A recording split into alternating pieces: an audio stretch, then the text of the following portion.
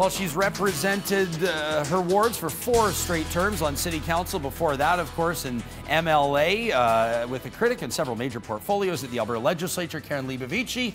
None of that matters now because you want the mayor's job. Congratulations on the big announcement yesterday. Thank you. What took so long?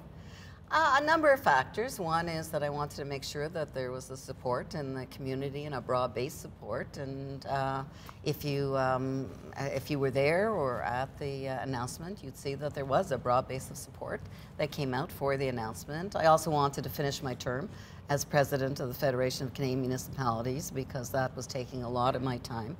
And I knew I couldn't devote the time that was required to put forward a campaign to be mayor of the city of Edmonton. Unless there's somebody that I'm just not thinking of, you will be probably the only mayoral candidate that has experience as an elected official at both the municipal and provincial levels. We've certainly seen, from a funding standpoint, some battles between the city of Edmonton and the province. Do you think your experience in both of those arenas might better prepare you to be mayor than anybody else?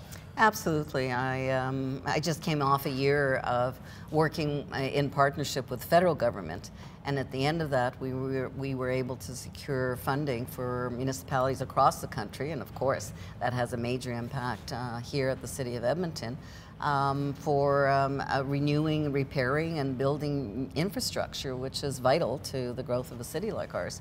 So I've had the experience there as well, federally, provincially, as you said.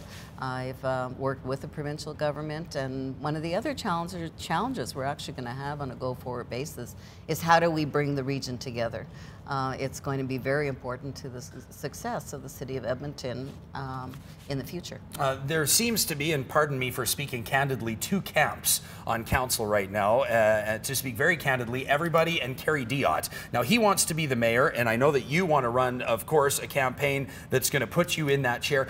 How does your perspective most significantly differ from probably your most significant, at this point, competition, Councillor Diot? Well, I'm going to run my own campaign, regardless of what the other campaigns are or the other individuals that are going to be in the race.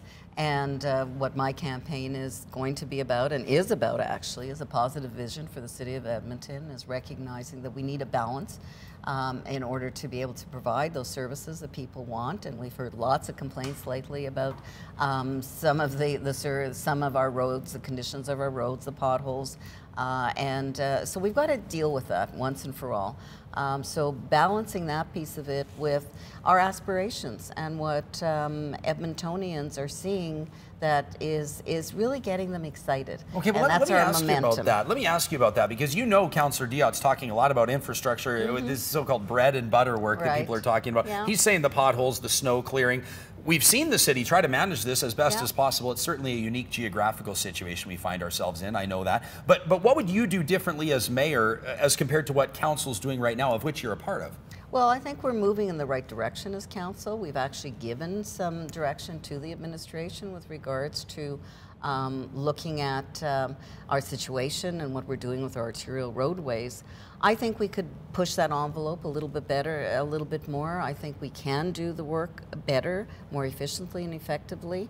But I also think this is not just about potholes. Our city is not just about potholes. Our city is about much more than that, and our city is about how do we keep the momentum going with many of the projects we've just started. You look at the revitalization of downtown, that is so exciting. You look at the redevelopment of the city center airport. You look at what our arts community is doing here, and you look at the many individuals that have moved into Edmonton over the last number of years who are bringing such a vibrancy and vitality to our city. We've got to be able to foster that. We've got to be able to nurture that, and we've got to be able to, at the end of the day, say to Alberta, the nation, and the world, we are Edmonton, we are proud to be Edmonton, and watch out, here we come. Karen, I'm out of time, but I want to ask you in one sentence, how is Karen Leibovici, the leader, different than Stephen Mandel, the leader? Oh, well, I'll just show you this. That's one of the ways that I'm different. I have a collaborative way of working with people, not that Stephen didn't, but I believe in listening to what people have to say, understanding what their issues are.